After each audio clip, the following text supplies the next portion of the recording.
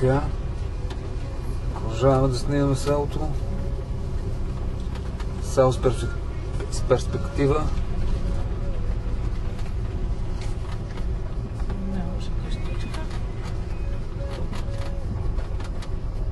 При предишното ми идване разговарях с кметицата, много приятна възпитана жена.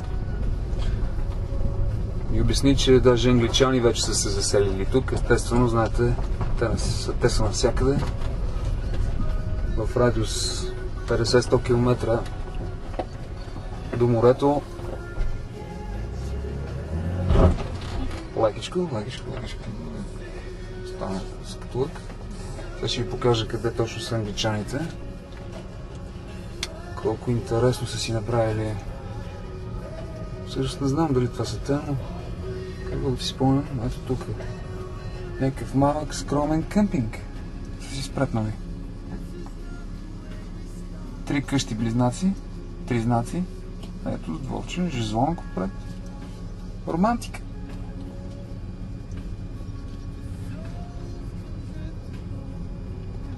Тишина, далеч от досадата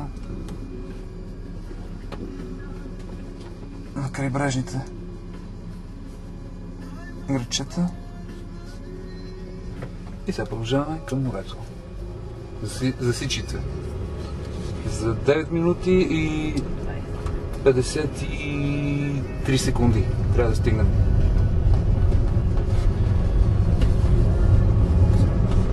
Разбира се, ако не се съобразявате с дупките по пътя, но ако не се съобразявате истински, може да стигнете и за по-малко.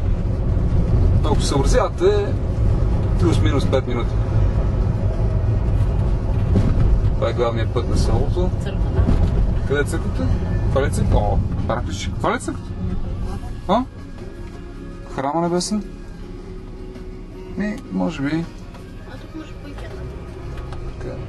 Ето е Стара планина. Прохладата на планината. Закрилница на хайдути. И хайдутки.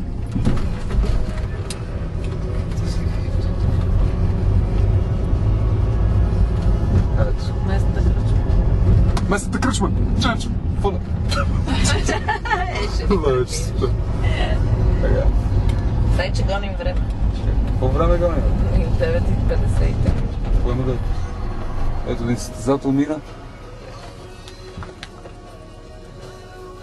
Ето къщичка. Друга. Всичко това не е Витоша, уважаеми приятели. Това са последните възвишения на Стара планина.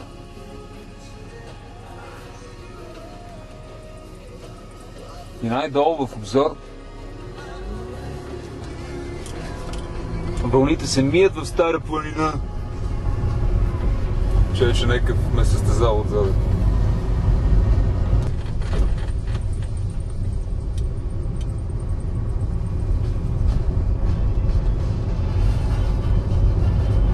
Прекрасно място за почивка и отдих. Село Приселци, освен това предлага за любителите на лова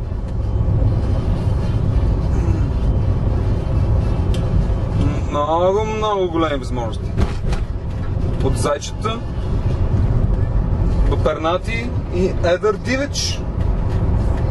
Но много едър. Елени лопатари. Глигани и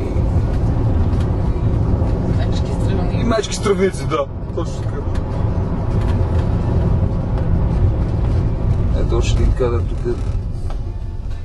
Да покажем Стара планина. Красота. И не забравяйте, вашият брокер for life. Мартин Александров. Това беше. Да, не е шега това. Моренцето. Чекай.